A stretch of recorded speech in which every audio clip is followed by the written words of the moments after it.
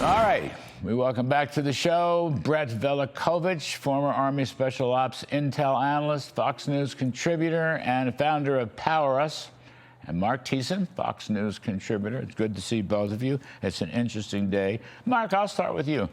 I don't know if she was saber-rattling or he might have been whining. I don't know. Nothing is going right for China. This idea that's coming, that she's all-powerful, this and that, their economy is terrible.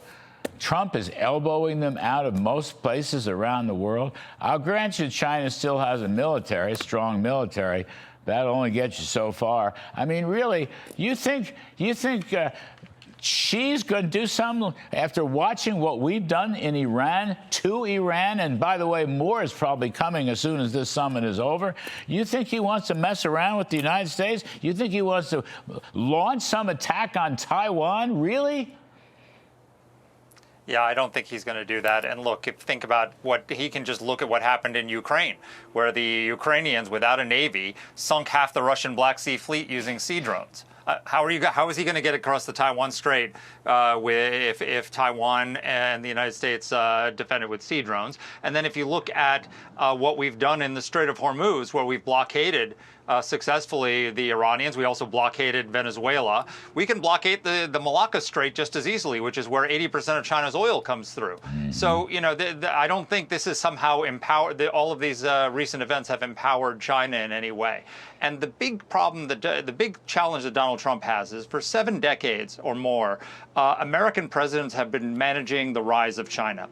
Donald Trump is managing a China that is peaking and about to decline. So he's got to manage the decline of China, because China is like a car going up a roller coaster that's about to hit the top and goes plummeting down.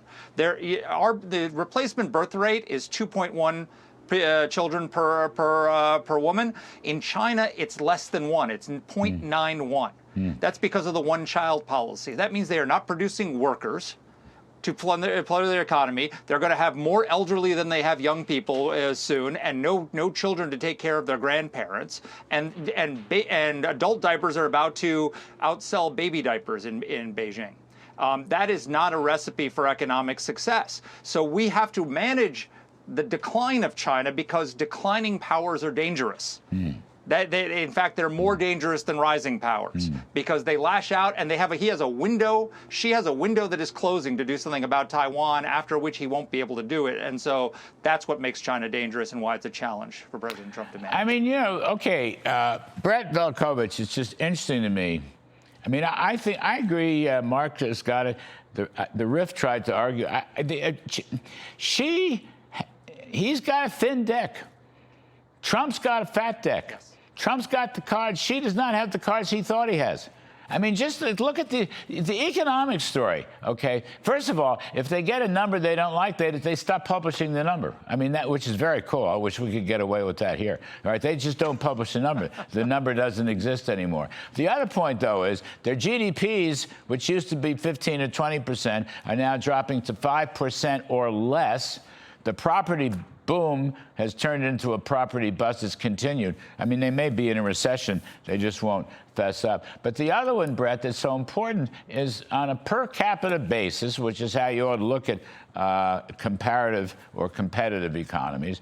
We have almost 7-fold advantage. I mean, we're running over 90,000 per capita, and China's running less than 14,000 per capita. And I'm here to tell you the communist system is not going to catch up. It will not catch up. So I don't know what she thinks he's saber-rattling over. Right, and I think this summit is very telling, frankly. It's about far more than trade or diplomacy. It's about who controls the economic arteries of the world.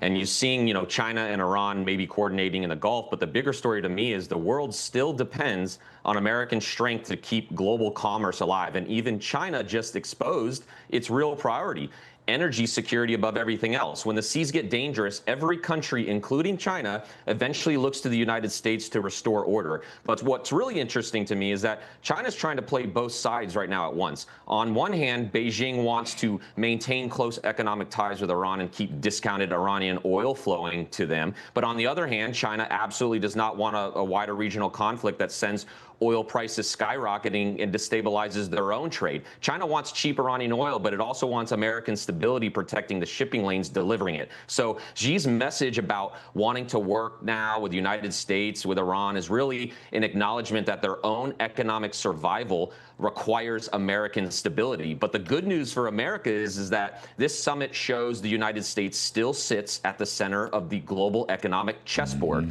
Both sides reportedly agreed the strait has to remain open and Iran cannot obtain a nuclear weapon. And I think that matters because even China, the biggest buyer of Iranian oil, understands that a nuclear Iran and a closed Hormuz would be catastrophic. So even America's biggest competitor knows the global economy works better when America's strong. And Brett, look, actually on the world economic chessboard, which is a metaphor that I like very much, Mr. Trump has improved his position. He has improved it. Look at the numbers coming out. Just in the last, it's funny, the last 48 hours. Yeah, energy prices have gone up, I get that. But the rest of our economy is booming. Retail sales are booming. We're going to talk about it later in the show, but I get so excited about these things. The Atlanta Fed, which has this running GDP now estimate, they're now saying we'll grow 4% in the second quarter. 4%. There's an economy in the world, 4%, that I know of, not in a developed country, certainly not in China, for heaven's sakes, with less than 14,000 per capita. What? That's so far, that's below Germany, below France, it's below everything, for heaven's sakes. And here's she mouthing off for whatever he thinks he's doing. The other thing is, Mark, here's this, so interesting to me. Brett was running it down. China wants that discounted oil, but they can't get it. The blockade, Scott Bessent, Donald Trump's blockade is working. It's an absolutely foolproof. So it's bankrupting Iran. It's ruining Iran's economy. But you know what? The funny thing is, China helped create Iran in the first place by financing it all those years by buying its oil. Now, what's happened? What did I just hear? They're cutting and running. Not that they have any choice, but they're afraid to jump in and do any. Are they fighting? Are they yelling at Trump? Is she yelling at Trump? Not about Taiwan, but about the fact that Trump is crushing Iran. I don't hear that yelling. I don't hear anything from Xi. I think Xi is just completely wussing out over Iran, which is a horrible, hideous, Nazi-like country that Xi, and China helped create in the first place. How about those apples? Well, cut and run. I agree with you, but of course China is also a Nazi-like regime as well. Yes, I know. So they're two birds of a feather. But they do have one card that they in their deck that they can play. So why are we not terribly worried about the Strait of Hormuz? Because we are, thanks to Donald Trump and drill baby drill, we are an energy superpower. We are the largest producer of oil in the world. So yes, the Strait of Hormuz can raise prices a little bit, but we're never going to have what we had in the 1970s with having like oil shortages and gas lines and all the rest of that. What China does have is a monopoly almost on rare earths and minerals. And so Donald Trump has to manage that relationship because he is very aggressively, he went out and has a mineral deal with Australia, has a mineral deal with Ukraine. He's trying to get mineral deal in Greenland. He's working to get our alternate supplies of rare earths and minerals. But at the moment, we are very dependent on China for rare earths, and that's the one card they have to play, and they play it very aggressively. By the way, I should get out, but Brett, it's too much fun. How about Ukraine and Russia? Brett, is Ukraine winning the Russian war? We used to say Russia is winning the Ukraine war. Is Ukraine now winning the Russian war? There's something going on here that is very significant and is not getting much play in the lefty legacy media or whatever.